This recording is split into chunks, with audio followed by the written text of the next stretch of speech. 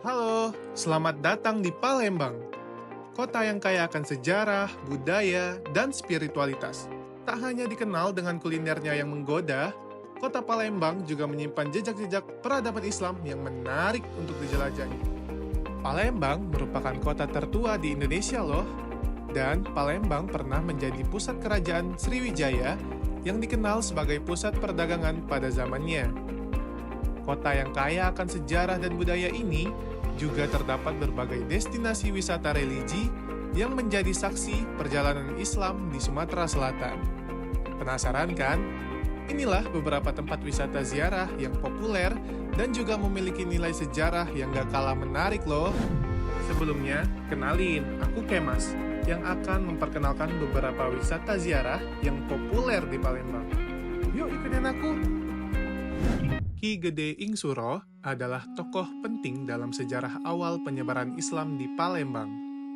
Ia adalah putra dari Ki Gede Ing Lautan dan merupakan keturunan langsung dari Raden Fatah, pendiri Kesultanan Demak yang merupakan kerajaan Islam pertama di Jawa.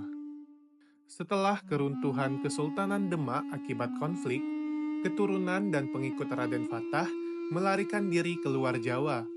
Salah satunya adalah Ki Gede Ing Lautan bersama putranya, Ki Gede Ing Suro, yang kemudian berimigrasi ke wilayah Palembang. Makamnya terletak di Lorong Haji Umar, 1 Ilir, Kecamatan Ilir Timur 2. Makamnya berada di atas candi yang sudah ada dari abad ke-8, sedangkan makam Ki Gede Ing Suro sudah ada sekitar abad ke-12. Ki Gede Ing Suro tidak menikah dan tidak memiliki keturunan, sehingga diteruskan oleh saudaranya yaitu Ki Gede Ing Suromudo, yang dimakamkan masih satu wilayah dengan Ki Gede Ing Suro. Lalu dilanjutkanlah oleh keturunan Ki Gede Ing Suromudo dalam masa peradaban Sabo Kingking.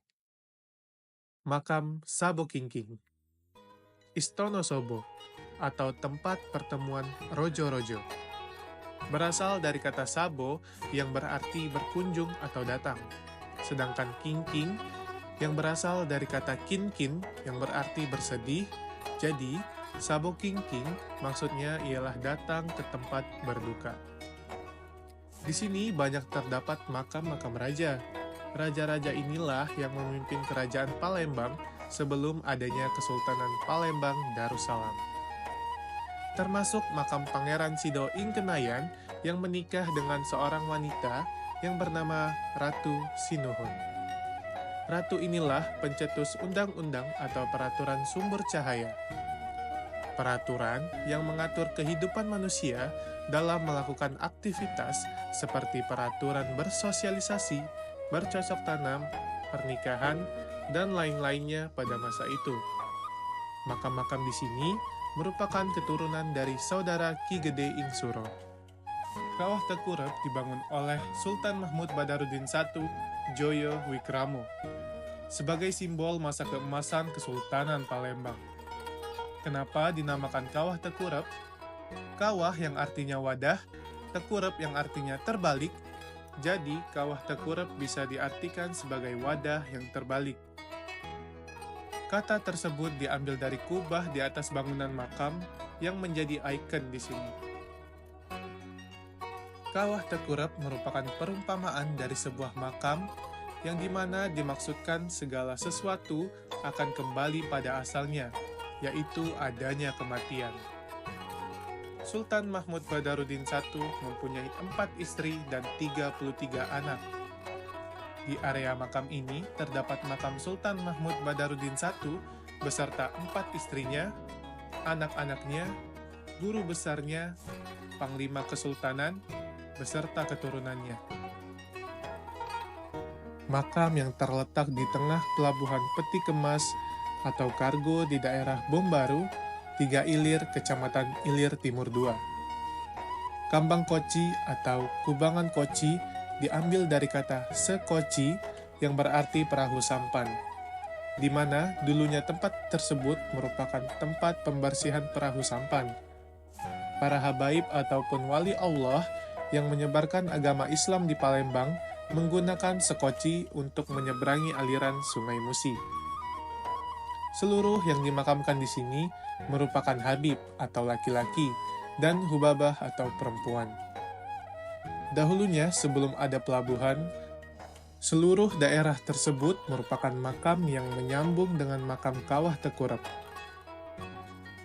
Maka dari itu, daerah di sini lebih dikenal dengan sebutan makam 1000 Habaib. Makna Habaib yang berarti Habib itu satu, sedangkan Habaib itu lebih dari satu. Namun, pada saat ini, makam yang tersisa hanya sekitar 30-an makam saja. Sedangkan makam yang lain ada yang dipindahkan. Dan untuk sekarang, sebagian wilayah makam menjadi pelabuhan peti kemas oleh PT Pelindo. Putri Mulia Syarifah Mahani merupakan nama asli beliau, tetapi beliau lebih dikenal dengan sebutan Ratu Bagus Kuning. Gelar Ratu diberikan kepada beliau dikarenakan beliau memimpin pasukan kera yang ada di sana. Sedangkan Bagus Kuning, yang berarti beliau dikenal di kalangan masyarakat sekitar karena memiliki kulit yang indah, yaitu berwarna kuning langsat, yang menandakan warna khas orang Indonesia. Serta atribut pakaian yang beliau pakai berwarna serba kuning, seperti mahkota, kain, baju, dan selendangnya. Ratu Bagus Kuning merupakan wali Allah yang menyebarkan agama Islam di Palembang. Ketika beliau sampai di kota Palembang dan ingin menetap di satu wilayah yang pada saat ini tempat makam beliau.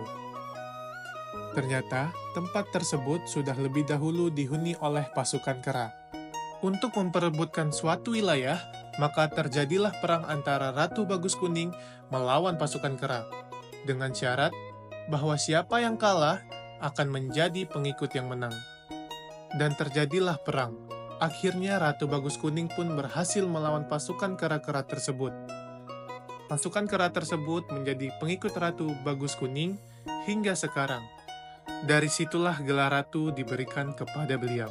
Jumlah kera yang berada di dekat makam Ratu Bagus Kuning terdapat 41 ekor. Tidak bertambah, juga tidak berkurang.